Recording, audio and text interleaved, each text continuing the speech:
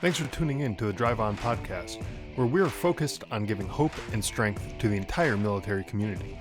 Whether you're a veteran, active duty, guard, reserve, or a family member, this podcast will share inspirational stories and resources that are useful to you. I'm your host, Scott DeLucio, and now let's get on with the show. Hey everybody, today my guest is Cliff Van Rickley. Cliff works for Veteran Life, which is an online resource for transitioning and post-transition veterans and their families. He recently wrote an article based on a personal story titled Signs of Ptsd, a Special Ops Veterans Awakening. And we're going to be talking about that article and what Veteran Life is all about in this episode.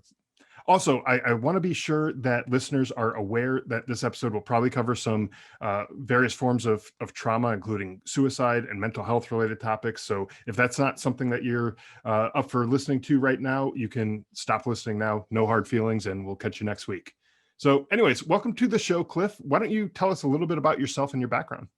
Thanks, Scott, and thanks for having me on. Yeah, absolutely. I did 20 years, 1 month, and 9 days in the Army. I only know because my DD 214 says so, right? And just like everybody else in the Army, joined up, or just like everybody else who joined up kind of during my era. Went off to Iraq a couple times, a few times, 5 times, I think, and did Afghanistan and a few other trips along the way. Had a great career, mostly in special forces, and um, you know, transitioned from the military about 2 years ago, 2.5 years ago, and been kind of in the civilian life ever since. Worked for a kind of a technology logistics startup out of San Francisco. We were in the Nashville office, and one day prior to COVID, they said, "Hey, sorry, but you guys can all go home now." I got laid off right before COVID happened, right? So that was an interesting thing, but it was a great experience. And then, just like a lot of people, millions of people around the world had to look for a job during the pandemic, and was fortunate enough to get the opportunity that I'm in now. And along the way, I've really been trying to champion veteran advocacy and veteran stories along the way, and that's kind of where it leads us to where we are now. Yeah, awesome. And so I'd like to unpack this article that you wrote, The Signs of PTSD, because it has some pretty deep topics that you cover in that article. And if it's okay with you, and I think it is, I'm going to read some parts of the article in this episode here, and kind of going to be like a little bit of a teaser to get some people to go check out the article and check out what you have going on over at Veterans Life, and then we can kind of discuss what's going on in the article there. So it starts off with you saying, first of all, it wasn't supposed to happen to any of us. We had all the traits you need to withstand the suck factor, or of being in the special forces: mental toughness, physical prowess, problem solving abilities, and true grit. So when Nick, a grizzly special forces veteran, took his own life, we took notice. So what was going on there? Who was Nick? What happened to him? And I know you said before we started recording, all the names in this have been changed to protect the innocent and all that. So Nick is not really Nick. Nick, as you put it, Nick could be any of us. Yeah. So what was going on with Nick, and what happened? Yeah, well, I'd like to start by saying really that by the time I got into special forces, I was a senior NCO, right? I had been in the Army for 8 years, and I've seen, heard, and bared witness to a lot of the different, suicide training, and had heard plenty of stories about people killing themselves. As a matter of fact, prior to me making the switch over to special forces, that we, in my unit, a chaplain's assistant of all people, was found to have killed himself, right? So, Oh, wow.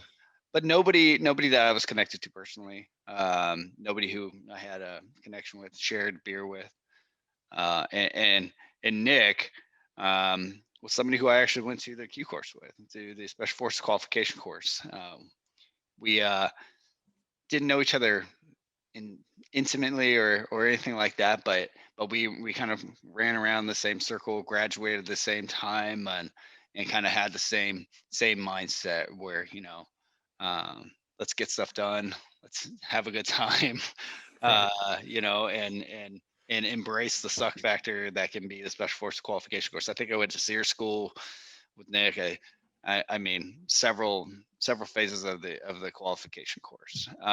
So I suppose it was just maybe 5 years or less after the graduation from the Q course when I had heard about Nick, and you kind of look to see, like, was there anything that stood out for me, having not been working day to day with him for a long time, just knowing him, and as a matter of fact, a lot of my close friends were close with him as well. And what I found was, there are those little things that sneak up in your head, and you're like, wow, yeah, Right. I knew Nick had some problems with his marriage. I knew Nick could go down the path of drinking too much from time to time. I knew Nick, he just had that fiery look. He was kind of like a mix between kind of what you would picture kind of a Native American guy with a Irish guy, kind of those type of features. Okay. Um, and it really got me thinking, like, wow, uh, this sucks. This is the first one that I've had where I knew that person, and you go to their memorial and their funeral, um and you really feel for the family. The family's all there, and at the time when Nick took his life, it was honestly mixed feelings. I like I said, we are selected for tough life, for that grit. And as I point out in my article, for many years, whenever you heard of people taking their lives, especially in the special forces, special operations community, you're kind of like, wow, man, where'd that come from? And then you even Right. make sick jokes about it at that Well, time. and one of the things that sort of helps you in along with deployment and difficult jobs that you might have, like in the military, special forces, is that dark humor. We Right. used to do it all the time. When we were in Afghanistan, we'd make jokes all the time about people not coming back from a mission or something like that. And but it was a way to kind of ease the tension of what was going on around us.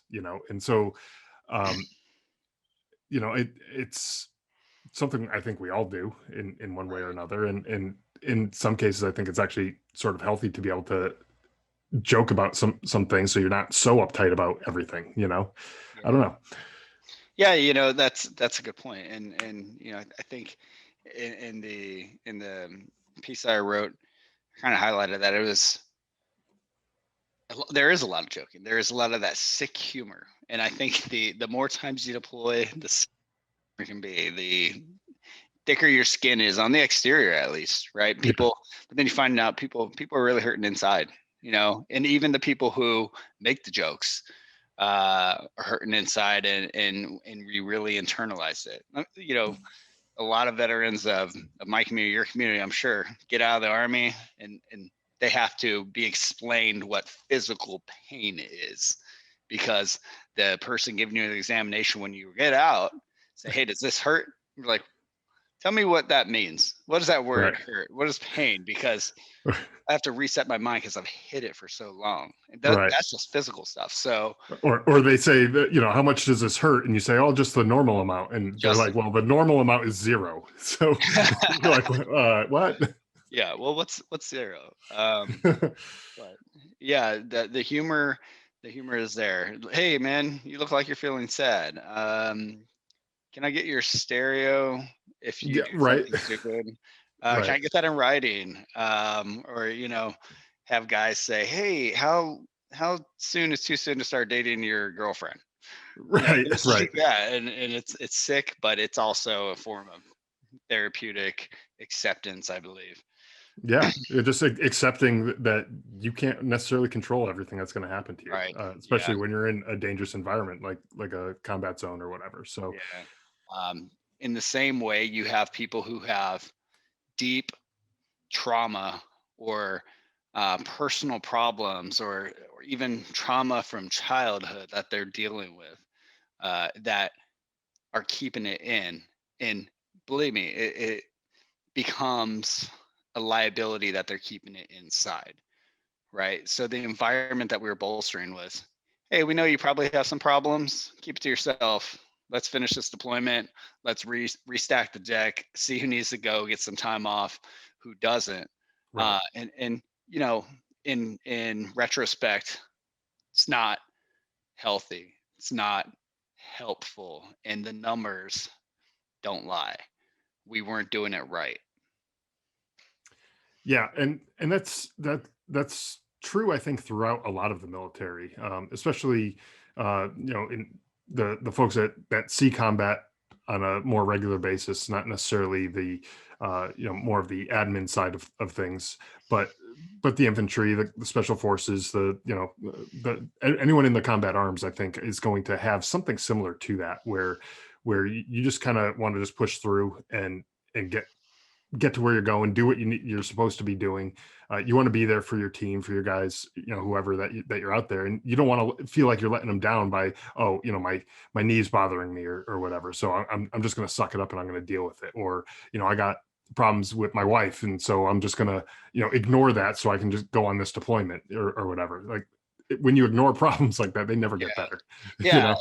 know? And, I keep, I don't know why I keep bringing this analogy up or this comparison with the physical, but the physical and the mental really, they kind of have the same symptom and the same result. Um, I hide my injury. I go on a deployment. I go on multiple deployments. I keep jumping out of the airplanes. Guess what? It's hard to get out of bed. Right. And having issues with alcohol or uh, failed marriage or a some family problems or maybe even something that happened during a deployment before we met. Those are issues that just keep compounding themselves, and unfortunately we get to that point where uh, sometimes where people break. Yeah. Yeah. No, that's very true. And I want to get back to the article here and kind of talk a little bit more about some of the stuff that you talked about. But I just want to let everyone know that the stuff that I'm reading for this article, I'm summarizing. I'm not reading the whole article. There's going to be a link to this article in the show notes, so I definitely encourage everyone to go check that article out and see all the stuff that is talked about in that article, because it's really good. I don't want to cover everything in this episode. I want to give everyone a reason to go check that article out and give it a good read and understand everything that it is that Cliff's talking about in that article. Um, Appreciate that, Scott. yeah, no problem. So now let's jump ahead a little bit to where you're talking about transitioning out of the military. And so you say in the article, I begin to sink into depression as I realized my life as an action guy was coming to an end. While working a thankless staff job and going to graduate school, I realized I'd already had the best job I'd ever hoped to have.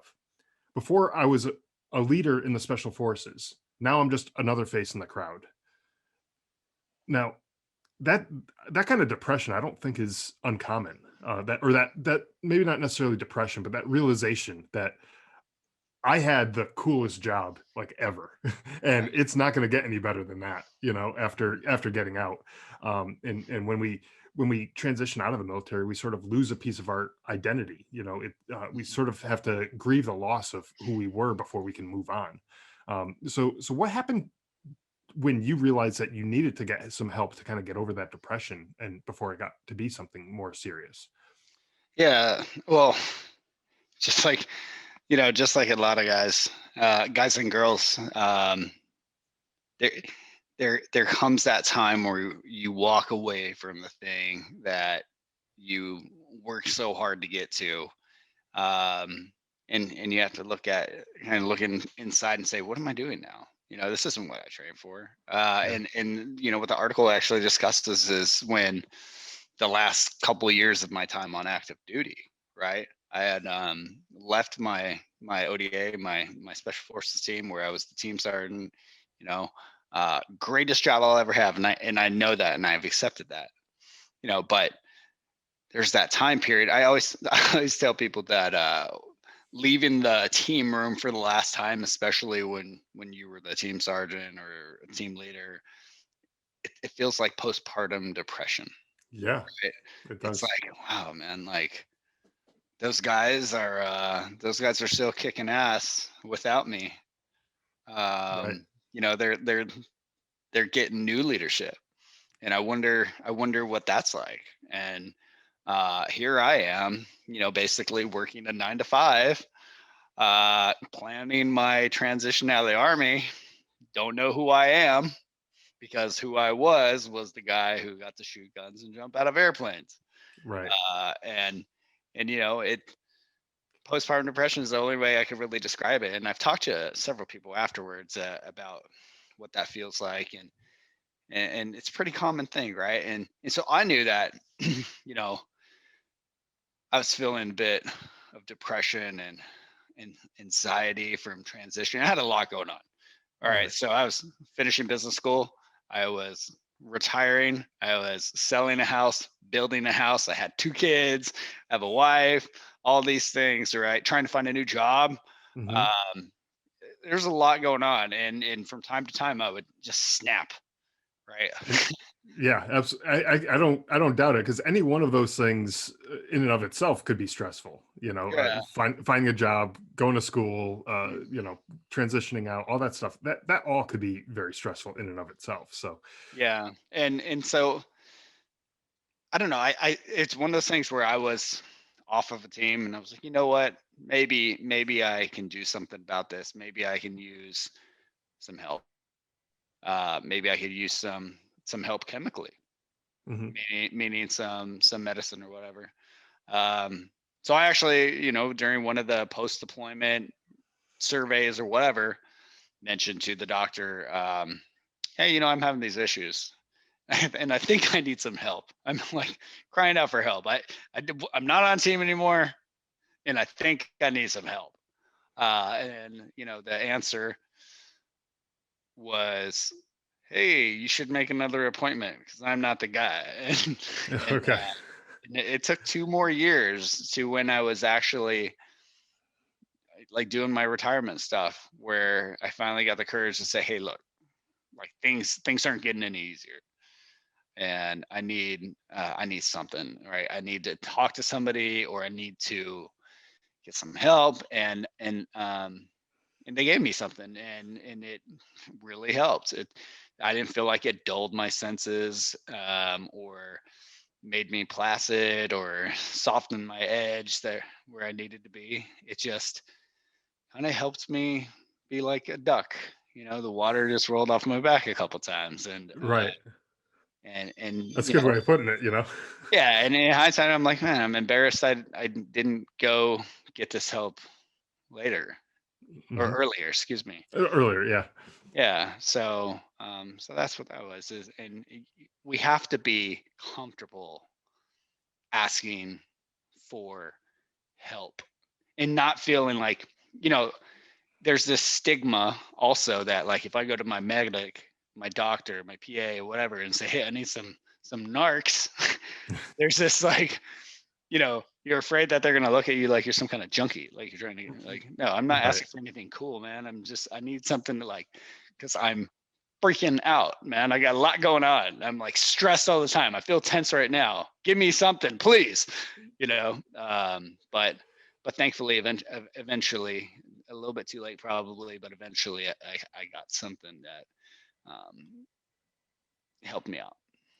Yeah, and I guess in the moral of that story is it's better late than never, but Better the late than sooner never, but you should the sooner the ask. better. Definitely ask and get the ball rolling and get on that if you need it. So, um, going back to the article you wrote about your buddy who was struggling with PTSD, and in the article you wrote, nothing prepares you for when your buddy's wife calls and asks you to come quick. She says he's in a real dark place. He's been drinking all day. He's talking about suicide. Come quick. So she's calling out for help. She doesn't know what to do. She needs some help, right? So Like a lot of other folks in the military, you were trained to recognize the signs of PTSD, all these warning signs that people might have. But this situation still left you feeling sort of unprepared with this person, right? Completely blindsided. Yeah.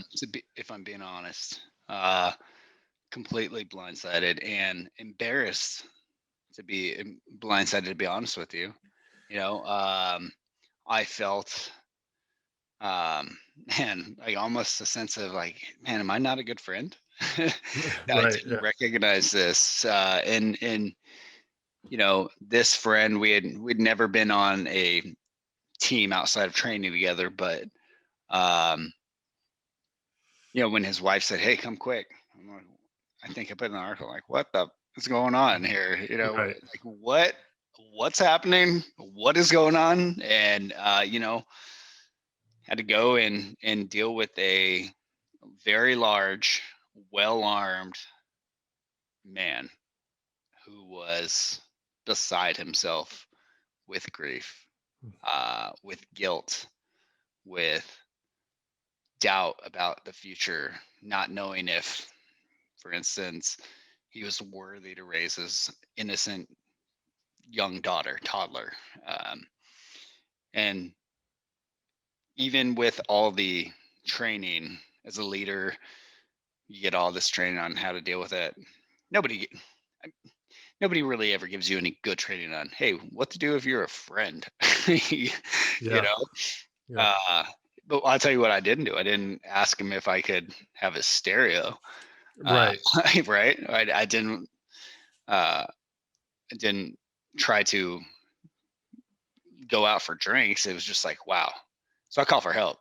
I had to enlist some other people because I was ill prepared, ill equipped, and uninformed, and and so that's what I did.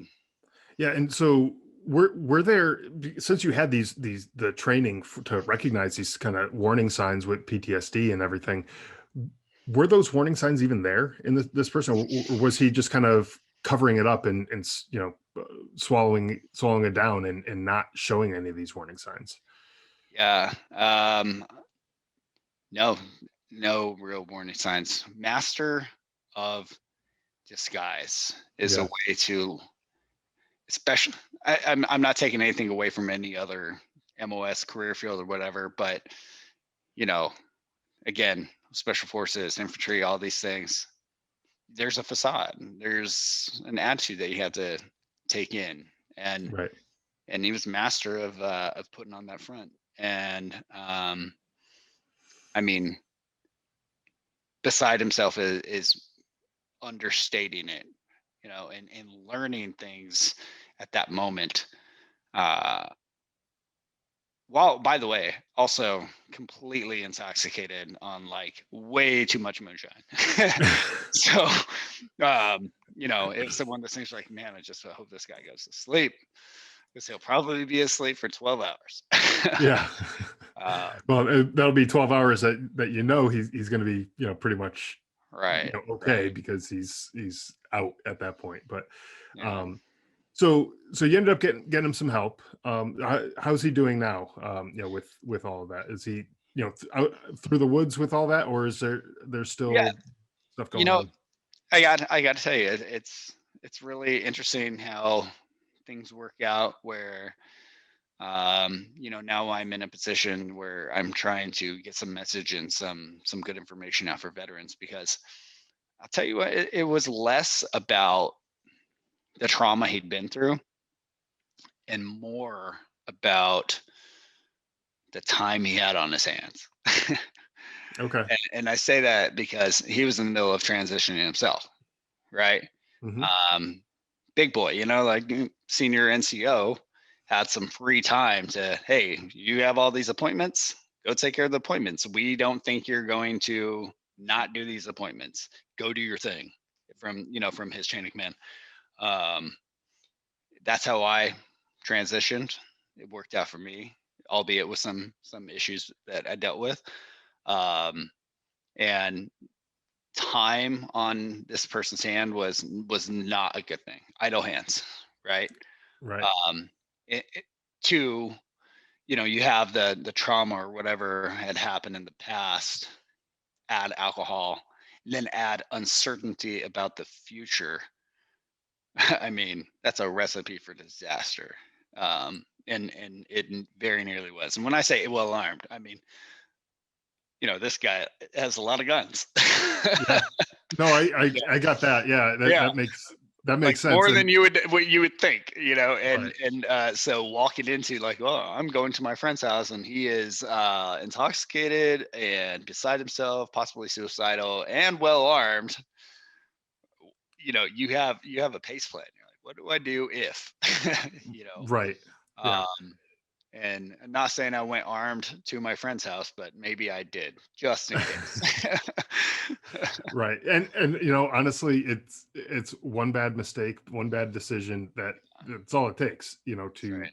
change the course of someone's life, and Yeah. in some extreme cases, ending it. And Yeah. that's not what anyone wants for any of our, especially any of our friends, or any of the other veterans or service members out there. Like, we don't want that. And that's, Right. I think why both of us are here today talking about all this. Yeah. And to answer your question, so eventually, uh, you know, eventually got help. By the way, I made some mistakes along the way. I chalked it up to alcohol because I was told, you know, by that person, like, oh man, no man, I was just drunk. It Sorry about that. It's all good, man. I'm gonna get help. Well, guess what? That wasn't the last time. There were several times between that, before, I talk about in the article kind of what I did and the mistakes I made, and Mhm. you know, it took biting that bullet, like reaching out to the chain of command through other people. And by the way, it's not an easy thing to do when this person's transitioning.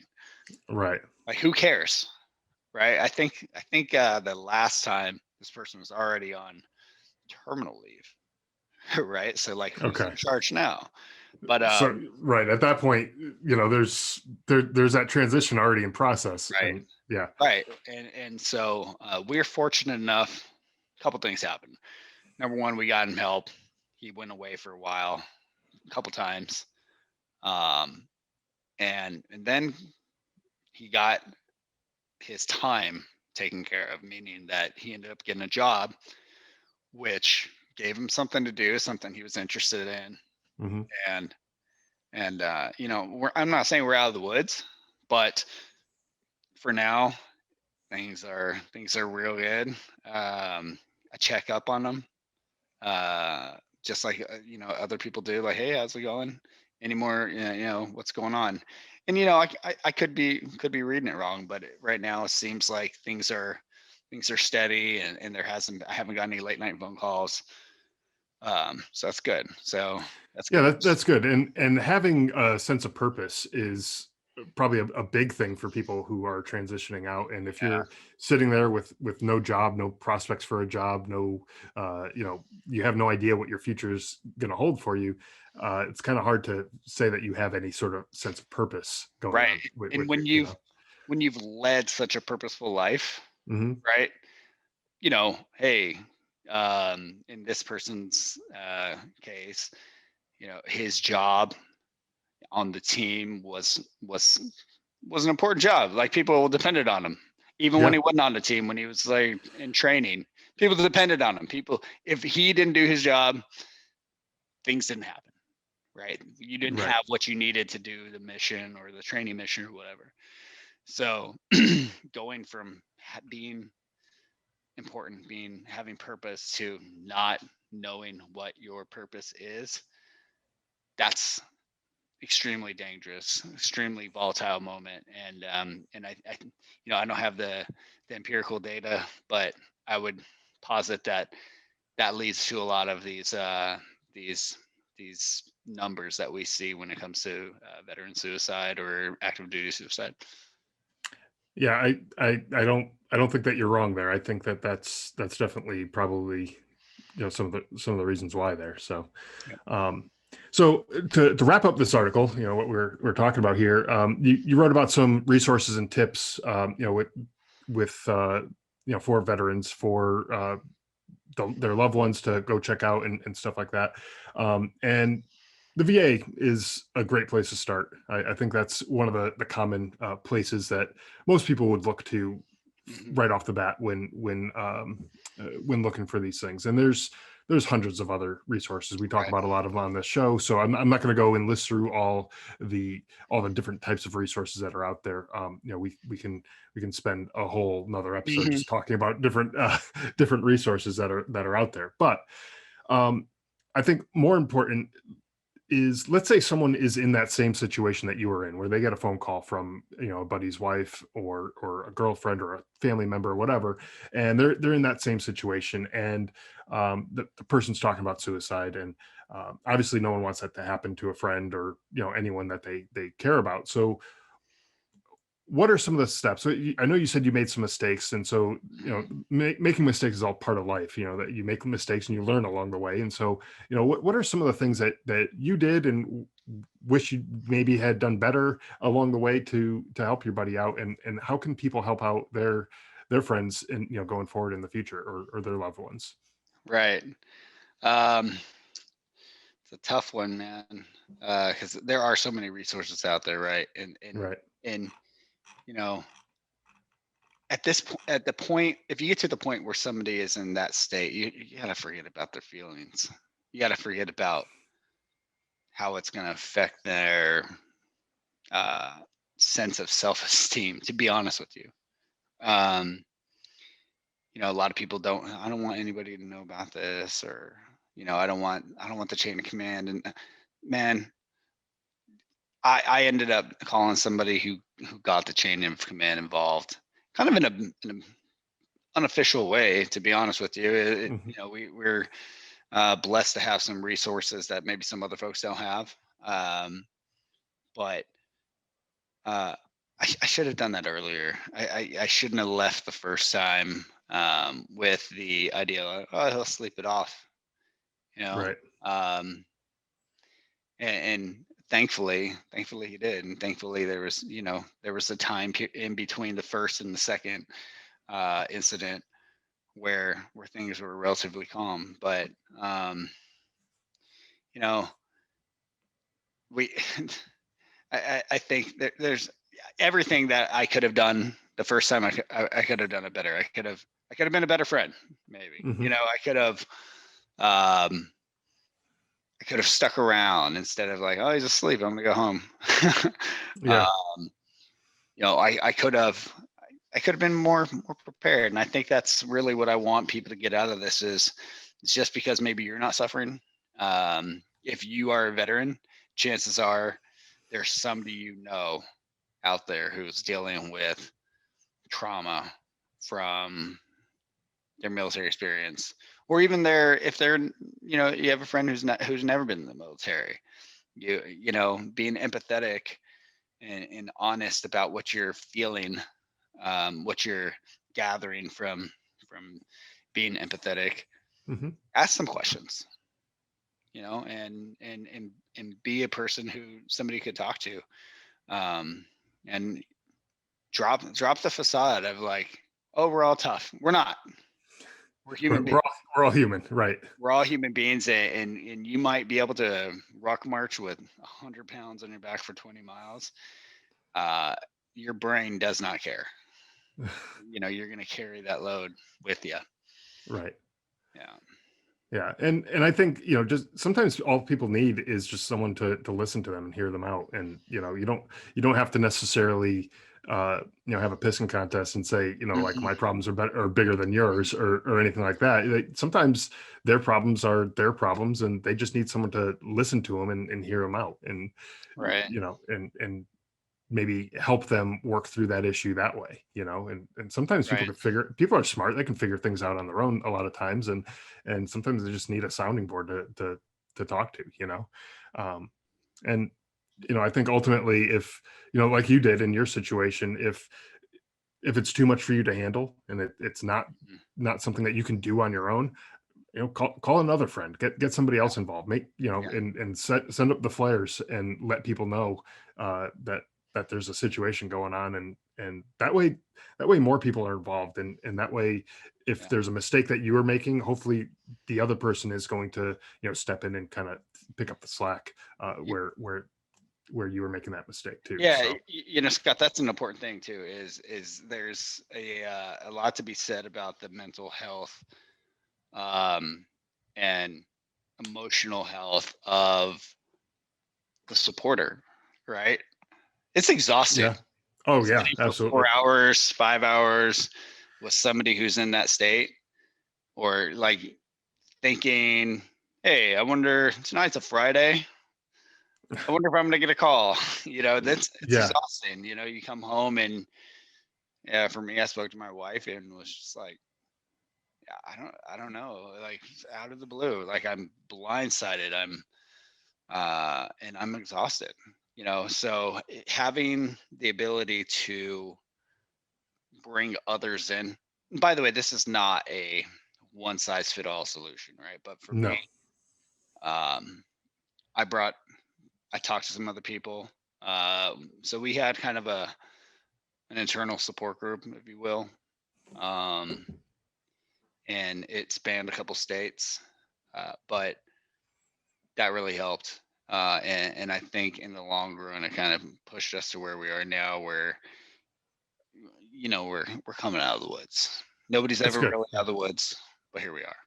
Yeah, but you're on your way out. You see the field on the other side, and Yeah, it's, you're everyone's doing a little bit better, with that. But I liked, how you said that, you know uh, you're always kind of just waiting for that call, and you're just on edge, just, it's tonight can be the night that I'm going to get that call or whatever. But it kind of reminds me of, when you're out in, I don't know, Iraq or Afghanistan, or wherever you're deployed to. It's like, is today going to be the day that I roll over an IED, or is right. today going to be that day? And so you're constantly on edge. You're constantly looking for something, and so, I mean, I know, from my experience, that gets exhausting too. And so it's probably exhausting very much in the same way, where you're constantly waiting for that next thing, and you can't necessarily go, like, make plans to go enjoy life, because you're worried, am I going to have to Right. drop everything to go help this person out? Not Plus, to the not old to say, adage is like we're already dead. well, It's just a right. matter of when, right? Is that's kind of how Yeah. you feel. And uh, you know, you brought up the whole IED thing in Iraq and having been in Iraq a bunch of times.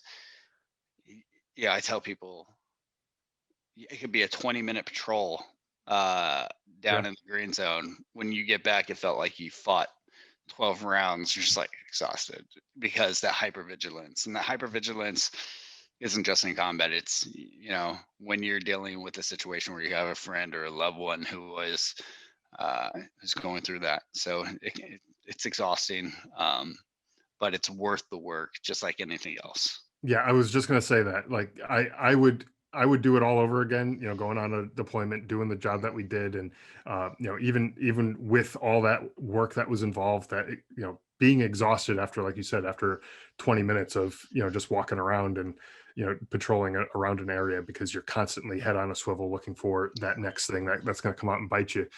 Yeah. um And by the way, like I don't know not to mention all that, but it's kind of a change of subject, really. But those frozen bottles of water we used to get in 30 minutes of boiling water.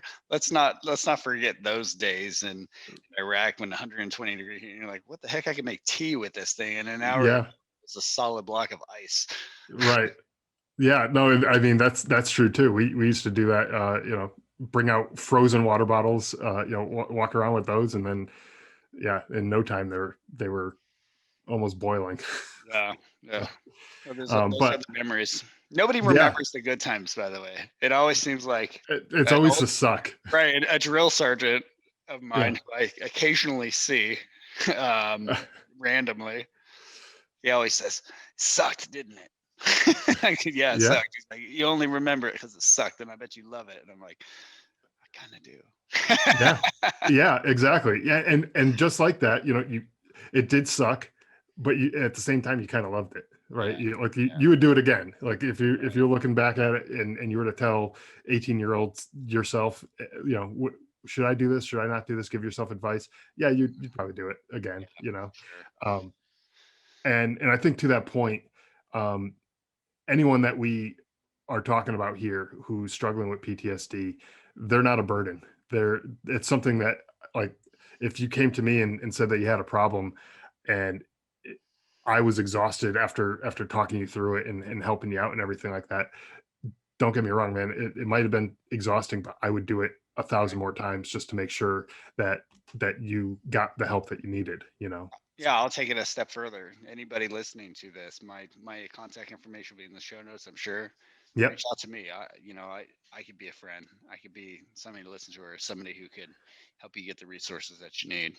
Yeah, and yeah, exactly. And I think that's a great point. You're not alone out there. If you're listening to this and you're thinking, man, this sucks. I don't have anyone to talk to. I wish I had someone to talk to, but I burned all those bridges for whatever reason. Um, Mhm. you're not alone. There are people out there who are willing to talk to you. Reach out, talk to people, get the help that you need. Right. Um, oh, that got kind of deep.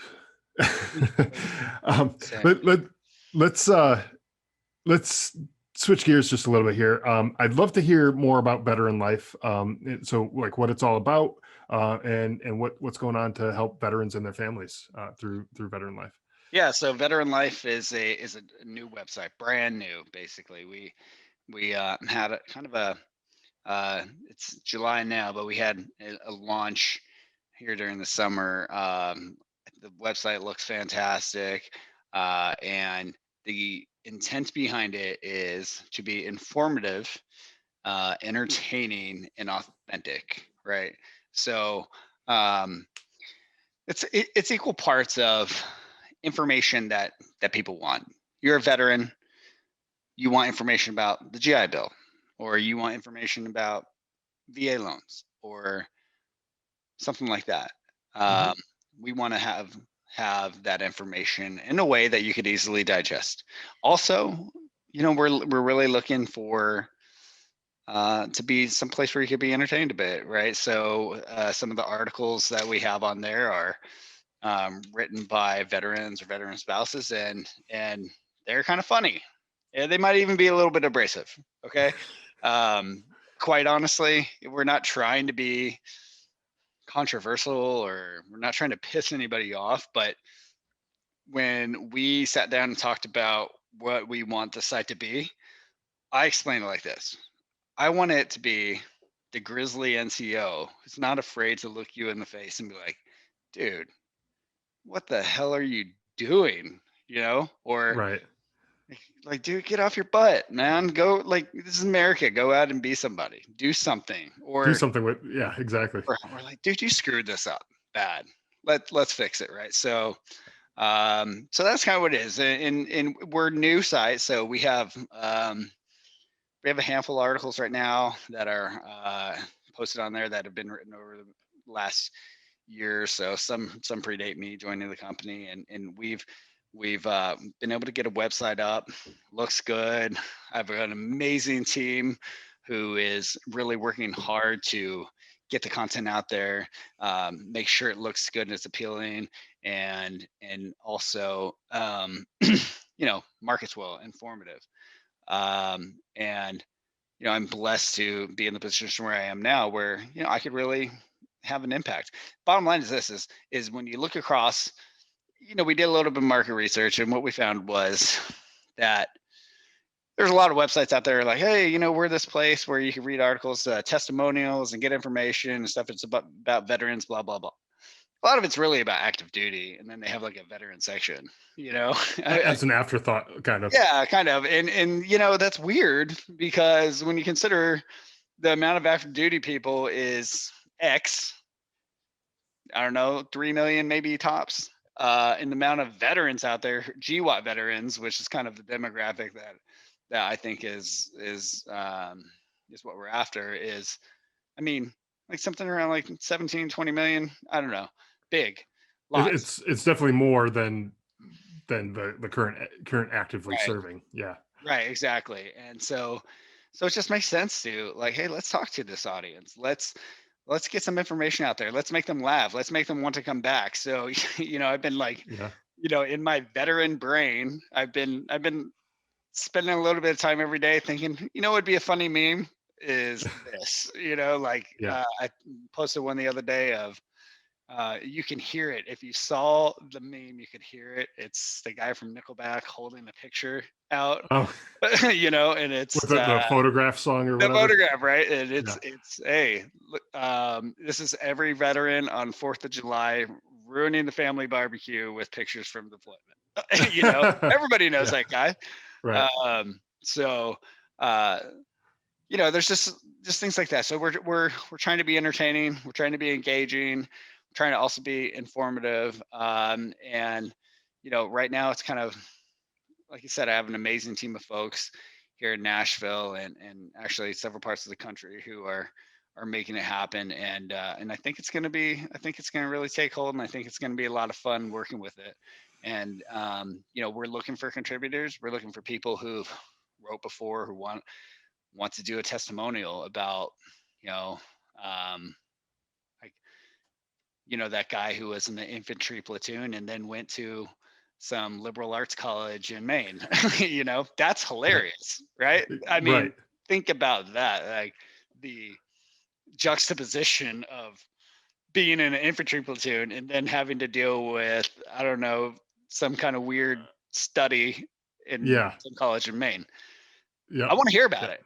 I want Yeah. to hear about it, and I want to put it out there because somebody out there is going to relate to it. Yeah.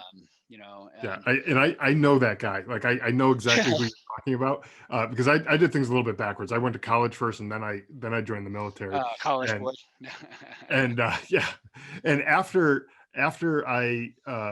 so when I was in college, there was a guy who just got out of the military. It was like the Billy Madison type thing where Right. he's the older guy in class, and he was grumpy and pissed off at all these, you know, 18, 19, 20-year-old kids who were, Mhm. just being pains in the ass, pains in the Yeah, ass, and everything. And he was just that guy, that exactly that guy that you're talking about. yeah, yeah.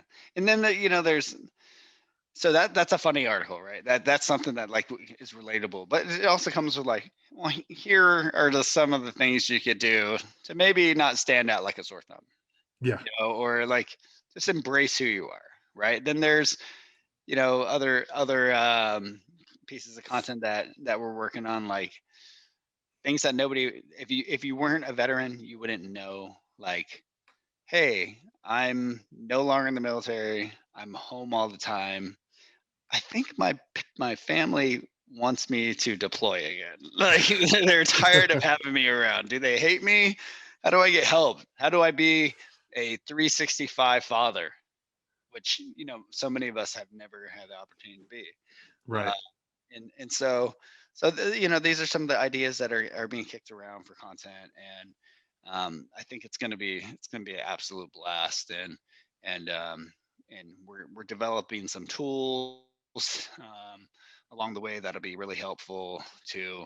Some of them will be fun, some Okay. lighthearted, but also some serious ones about finance, or like, should I refinance my house, or should I use the VA benefit to buy a multifamily home, things like Mhm. that. So yeah, I'm excited about it. Thanks for Cool. mentioning it. Yeah, no, absolutely. Yeah, I'm always looking to get more resources out there to people, and make sure people know what's out there so that Mhm. they can check things out. And it looks like you guys are well on your way to putting out all sorts of great content and everything. And by the time this episode comes out, it'll be sometime in September when this episode comes out. So I'm sure there's going to be even more resources out there than there are right now. So that's really great. So I should mention too, by the way, that nothing we put out is meant to be hurtful or harmful or anything like that. We have an article right now that's doing really well called "How Not to Be a Fat Civilian." Okay, that's it's not PC. I understand that there's a lot of sensitivity over things now. yeah, And I didn't write the article.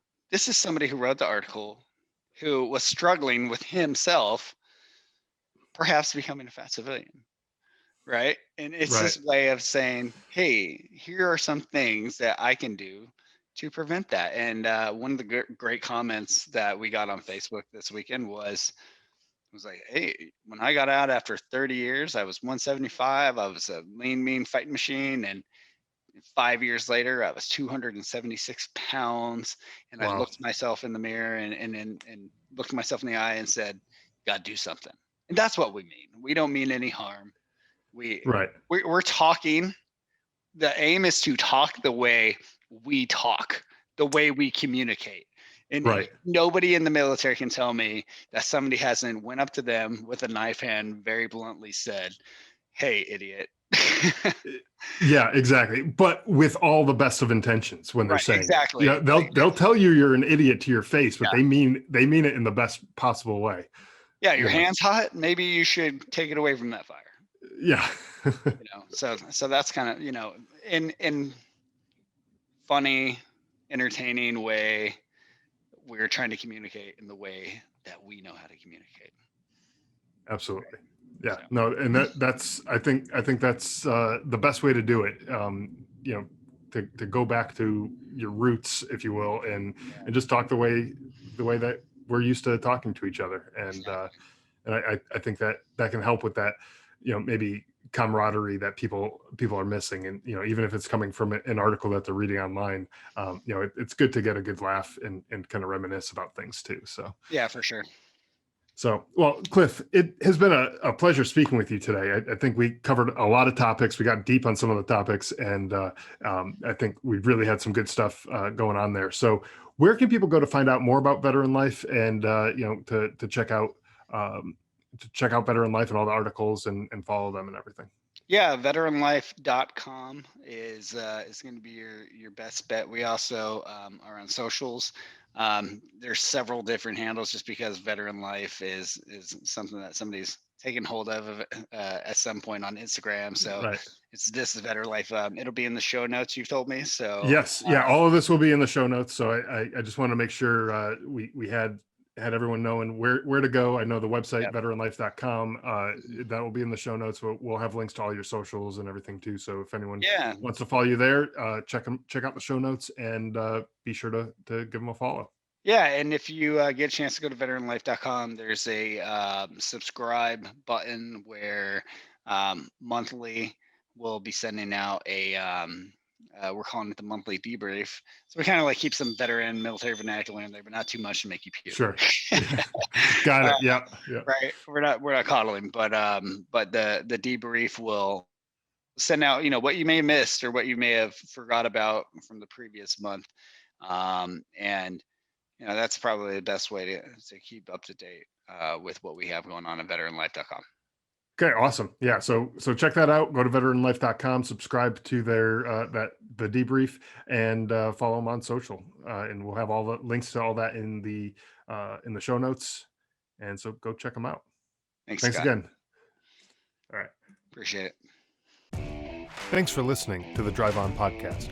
If you want to check out more episodes or learn more about the show, you can visit our website, driveonpodcast.com.